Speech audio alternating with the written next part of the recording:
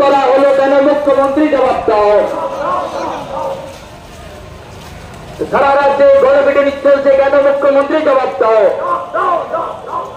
অবশ্যই সিদ্দিকের হত্যাকারী পুলিশরা এখনো গ্রেপ্তার হলো কেন না হলো না কেন? মুখ্যমন্ত্রী জবাব দাও। দিকে সিদ্দিকের হত্যাকারী পুলিশের শাস্তি চালুতে আমাদের সংগ্রাম।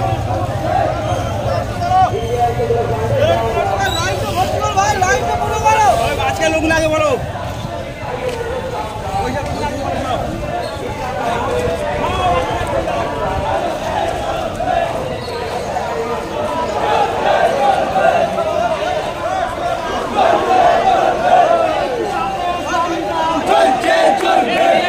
কি করতে ব্যানার দুটো